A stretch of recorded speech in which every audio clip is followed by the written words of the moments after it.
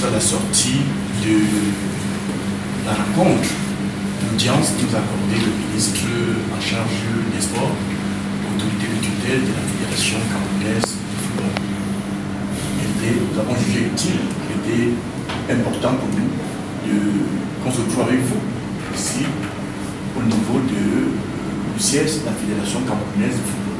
Vous voulez savoir pourquoi nous sommes allés rencontrer Monsieur le ministre en charge des sports. Mais avant de répondre à ces questions, je tiens à vous dire, ou alors à vous rappeler, pour ceux qui le savent déjà, que la Fédération camerounaise de football est dirigée par un comité exécutif.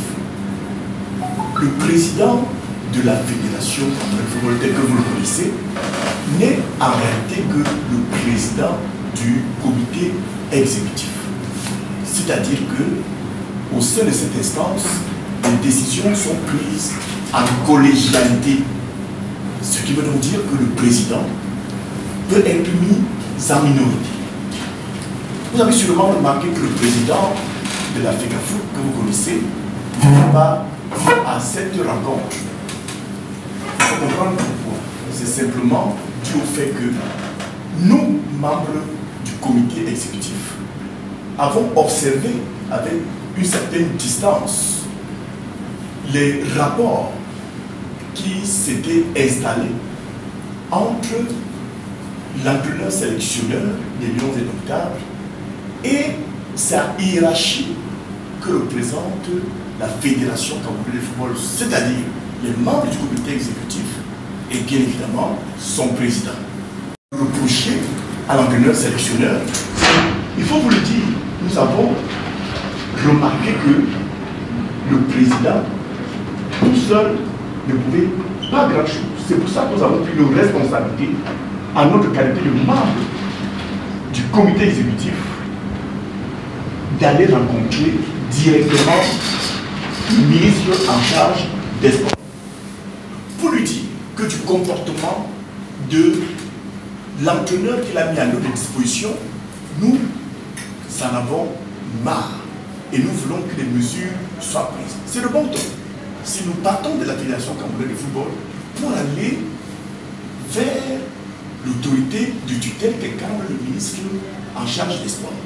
Et vous voyez très bien là que nous nous inscrivons dans la logique, dans les desiderata de celui que nous appelons tous le premier sportif. Parce qu'il faut vous le dire, avant le discours du 9 et du 10 février, prononcé par le président de la République, nous avions déjà discuté de ça. Il était question de nous, au niveau du comité exécutif, de prendre nos responsabilités face à tous ces écarts de conduite que nous avons pensés. Mais on nous a appelés au dialogue. On nous a appelés à la conciliation dans l'intérêt du football camerounais. Et c'est pour ça que nous avons donc initié ce dialogue, pour aller dire à monsieur le ministre des Sports qu'il y a quelque chose qui nous gêne dans l'attitude de celui-là que vous avez recruté et que vous avez mis à notre disposition. Le ministre en charge des sports, nous allons devoir vous demander de bien vouloir reprendre celui que vous avez mis à notre disposition. Peut-être alors que vous nous trouverez un autre. Peut-être alors que nous prendrons nous-mêmes, en tant que membres du comité exécutif, nos responsabilités. Et lorsque nous prendrons nos responsabilités, les décisions que nous allons prendre s'imposeront au président de la Fédération camerounaise de football. Voilà le message que nous sommes allés dire à monsieur le ministre du Sport, autorité de tutelle. Mais au-delà, nous savons que c'est lui qui a recruté cet entraîneur et l'a mis à notre disposition. Nous attendons. Monsieur le ministre en charge des sports nous a bien reçus, ça il faut le dire. Il nous a écoutés. Nous osons penser qu'il nous a compris.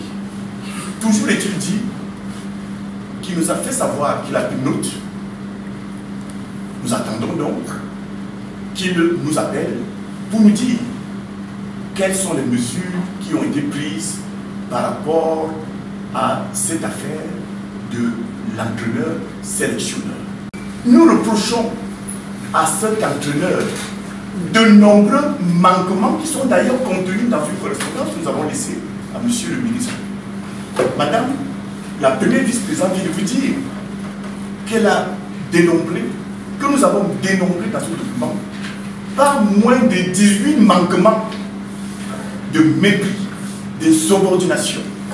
Un entraîneur qui vous dit, qui va dire à l'international, qui dit à les commissaires de match qu'il ne travaille pas pour la Fédération camerounaise de football et qu'il travaille exclusivement pour le ministère en charge des sports. Nous trouvons cela scandaleux.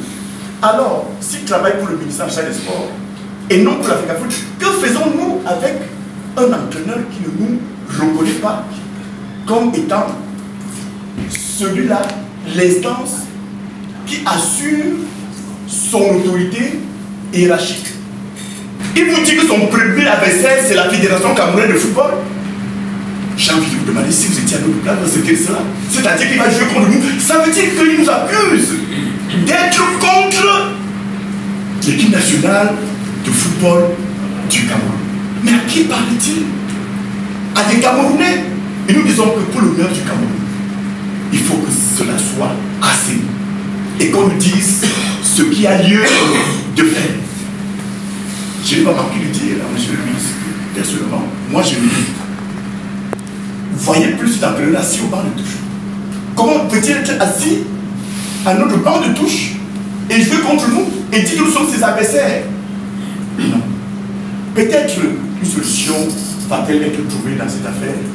En tout cas, nous attendons.